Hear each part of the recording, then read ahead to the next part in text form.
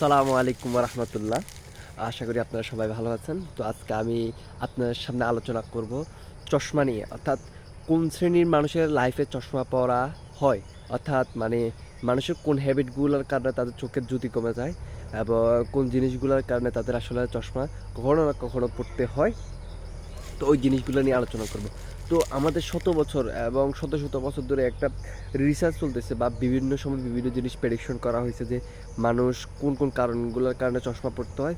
তো প্রায় আজ থেকে প্রায় 200-250 বা এরও আগ থেকে মানুষের ভিতরে একটা ধারণা ছিল যে নেয়ার বাই ইফেক্ট বলে অনেকটা, যে কাছাকাছি কোনো জিনিস দেখার কারণে, অর্থাৎ যেমন দেখা যায় যে মানুষগুলো অনেক বেশি পড়ালেখা করে এই টাইপের মানুষরা অনেক বেশি চশমা পরে। তা আগে মনে করা হইতো যে যারা অনেক বেশি পড়ালেখা করে তাদেরই হয়তো চশমা প্রয়োজন হয়, তাদেরই চোখের যদি কমে যায়, এই জিনিসটা আগে ধারণা ছিল। কিন্তু এই ধারণা সম্পূর্ণ সত্য না। চশমা পড়তে হয় এমন কারণ হলো তিনটা।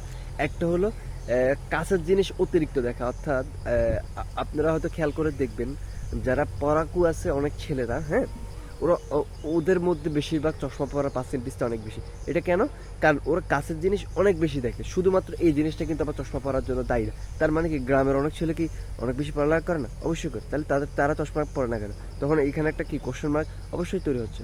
কিন্তু তখন আবার দ্বিতীয় যে কারণটাতে আসি, সেটা হলো সূর্যের আলো চোখের ভিতর যথেষ্ট পরিমাণে প্রবেশ না করা, অর্থাৎ সূর্যের আলোর সংস্পর্শে না আসা, সব খুব কম আসা, সূর্যের আলোর সংস্পর্শে খুব কম আসা, হ্যাঁ। তো এই জিনিসটা বেশিরভাগ কী হয় শহরের ছেলেদের মধ্যে হয়। তার অনেক সময় কী হয়, একটা আবদ্ধ রুমে বই পড়তে থাকে এবং রুমের দরজা জানালা বন্ধ করে দিয়ে প্রায় সময় দেখা যায় কি 1 সপ্তাহ 2 সপ্তাহ অনেক ছেলের রুম থেকে বের হয় না। তো তখন কি তাদের যে চোখের চোখের ভিতর যে যথেষ্ট পরিমাণ সূর্যের আলোর যে প্রয়োজন ছিল বা সূর্যের আলো ঢোকার যে প্রয়োজনীয়তা ছিল, সেটা কিন্তু পূরণ হয় না।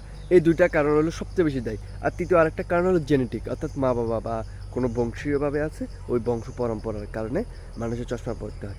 তো আশা করি বংশ পরম্পরা ওইটা তো আমরা আসলে আমাদের হাতে নেই, আমরা চাইলে ওই জিনিসটা চেঞ্জ করতে পারবো না। তবে মেডিকেল সায়েন্সের বিভিন্ন বিষয় আছে, মা বাবার চিকিৎসা করানো গেলে বা সন্তান জন্ম দেওয়ার আগে মা বাবা যদি কোনো চিকিৎসা করা যায়, তো তখন সেই জিনিসটা ভিন্ন আলাদা বিষয়।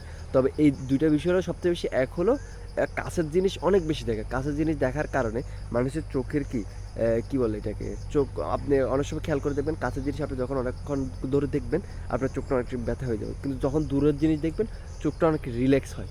তো এইটাই যে আপনি যদি অতিরিক্ত কাছের জিনিস দেখেন তখন ওটা চোখের জন্য কি ক্ষতিকর হইতে পারে। আর যথেষ্ট পরিমাণ সূর্যের আলো, এই দুইটা জিনিস যদি কেউ ব্যালেন্স করে চলতে পারে, তবে কথা দিতে পারি বা ইনশাল্লাহ আপনি বিশ্বাস রাখতে পারেন আপনার চোখের সমস্যা হবে না। তবে বৃদ্ধ হলে সেটা আলাদা হিসাব, তখন শরীরে বিভিন্ন প্রোটিনের কারণে ওইটা আলাদা হইতে পারে।